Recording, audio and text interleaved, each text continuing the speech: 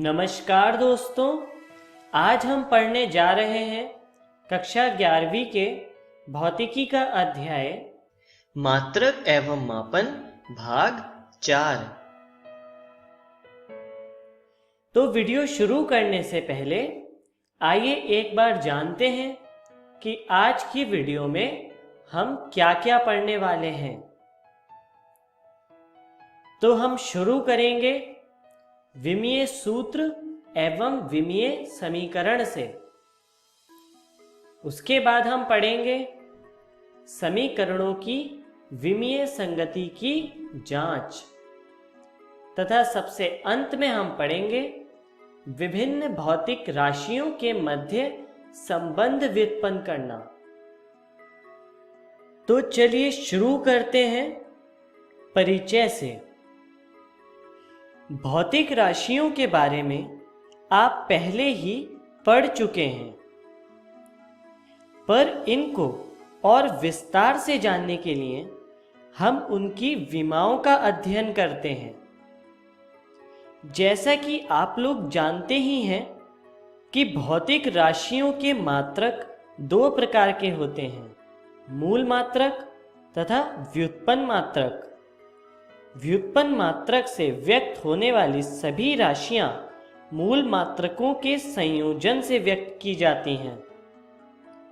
मूल राशियां 7 प्रकार की होती हैं, जो कि हैं लंबाई, द्रव्यमान, समय, ताप, वैद्युत धारा, ज्योति तीव्रता तथा पदार्थ की मात्रा।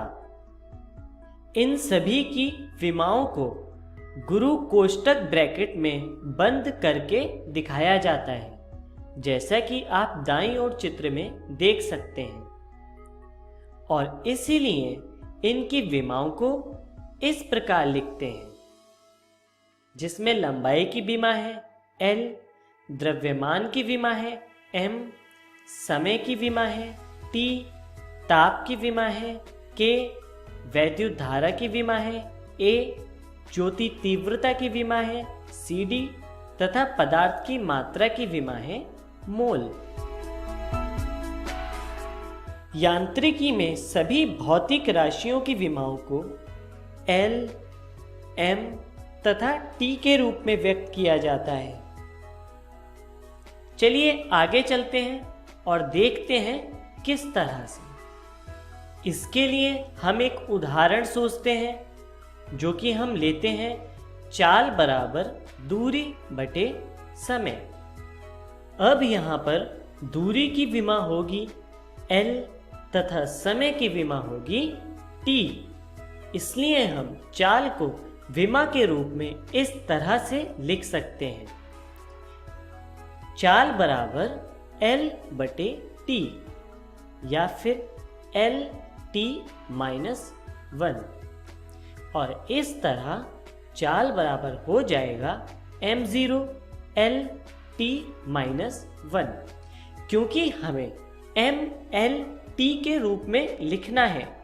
इसलिए अगर यहाँ पर m नहीं है तो हम m की घात 0 के रूप में लिख सकते हैं।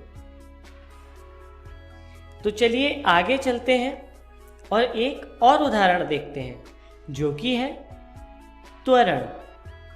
त्वरण होता है चाल बटे समय, और चाल हम जानते हैं होता है दूरी बटे समय।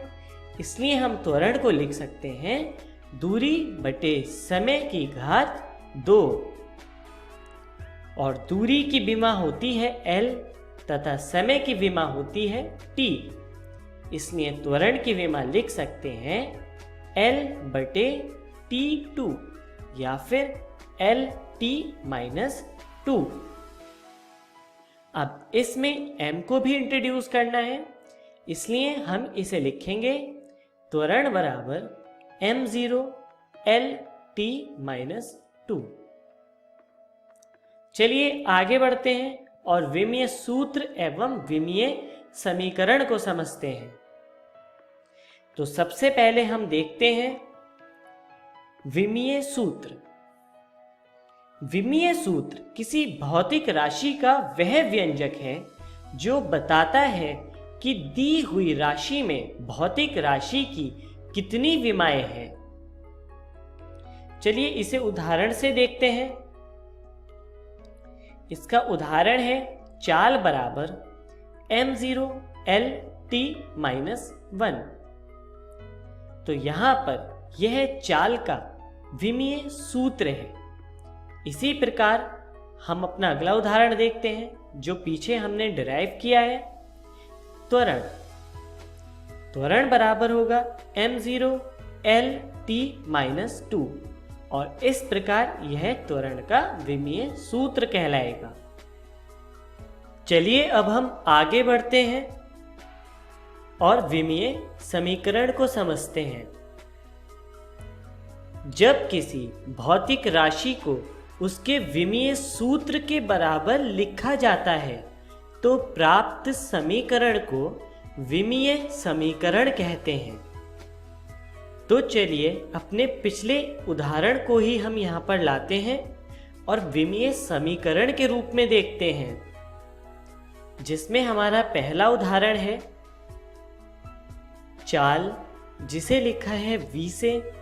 तो v बराबर m0 L t-1 और दूसरा उदाहरण है त्वरण जिसको लिखा है a से। a बराबर m0 L t-2। तो यहाँ पर ये दोनों विमीय समीकरण हैं। चलिए आगे चलते हैं और समीकरणों की विमीय संगति की जांच करते हैं, जिसमें हम पढ़ते हैं विमाओं की समघातता का सिद्धांत, जो कि इस प्रकार है। इस सिद्धांत के अनुसार भौतिक राशियों को केवल तभी जोड़ा तथा घटाया जा सकता है जब उनकी विमाएं समान हो। समीकरण के सभी पदों की विमाएं समान नहीं है तो वह समीकरण गलत होती है। यदि किसी समीकरण में सभी पदों की विमाएं समान हैं तो यह जरूरी नहीं है कि समीकरण पूरी तरह से सही है। चलिए आगे हम उदाहरण से देखते हैं किस तरह। यहां पर हमने उदाहरण में लिया है न्यूटन की गति की तृतीय समीकरण, जो कि है s बराबर ut प्लस 1/2 at स्क्वायर,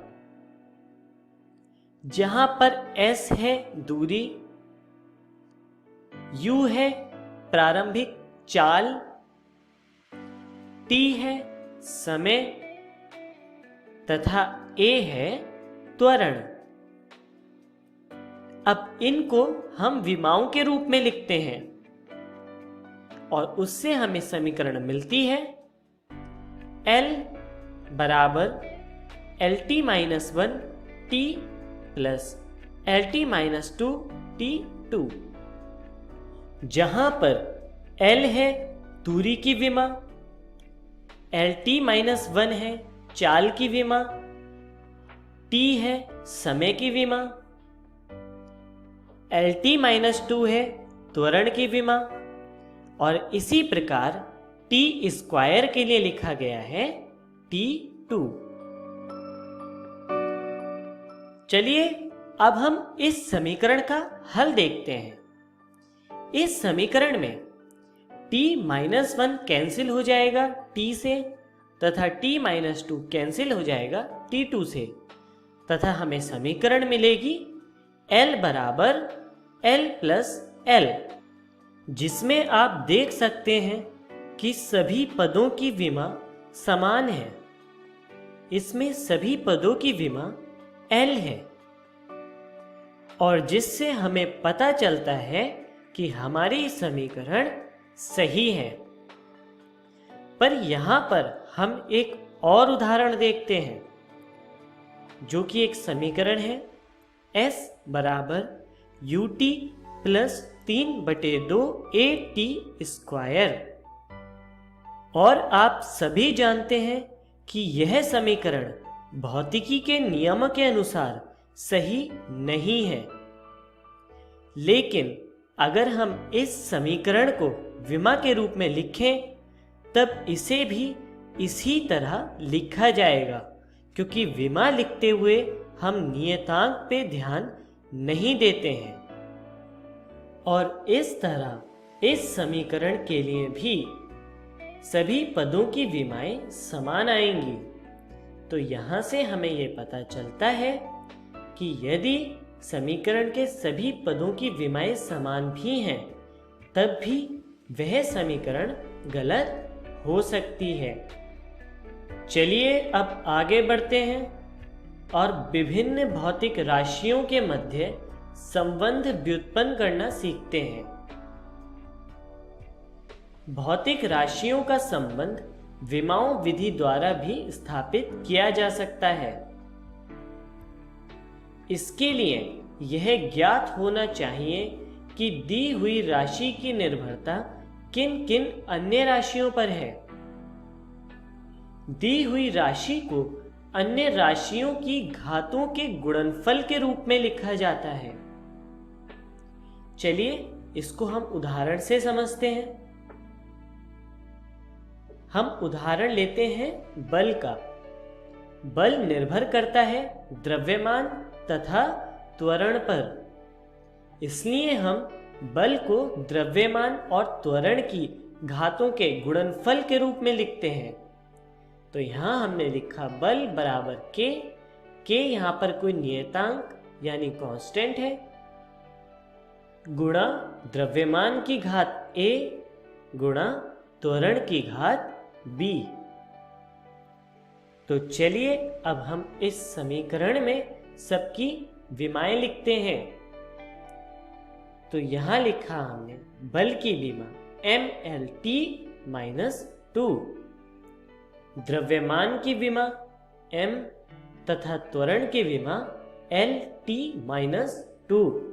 तो इस तरह समीकरण बनी mLT-2 बराबर k गुणा m की घात a गुणा LT-2 की घात b।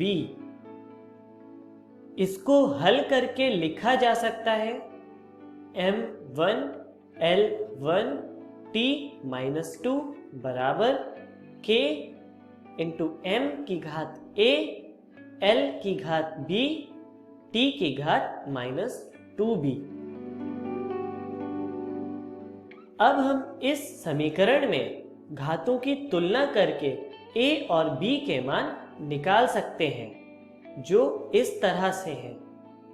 a का मान आएगा 1 और इसी तरह b का भी मान आएगा 1। अब हम a और b के मान बल की समीकरण में रखते हैं, जिससे हमें मिलता है बल बराबर द्रव्यमान गुणा त्वरण। इस समीकरण के लिए k का मान 1 होता है और इस तरह हमें विमाओं द्वारा बल का सूत्र मिल जाता है। तो चलिए आगे बढ़ते हैं और जानते हैं कि आज की वीडियो में हमने क्या क्या सीखा। तो सबसे पहले हमने सीखा विमीय सूत्र एवं समीकरण के बारे में। उसके बाद हमने पढ़ा विमाओं की समघातता सिद्धांत तथा सबसे अंत में हमने पढ़ा भौतिक राशियों के मध्य संबंध व्युत्पन्न करना। तो चलिए आगे बढ़ते हैं और जानते हैं कि अगली वीडियो में हम क्या क्या सीखने वाले हैं। तो हम पढ़ेंगे सरल रेखा में गति। धन्यवाद।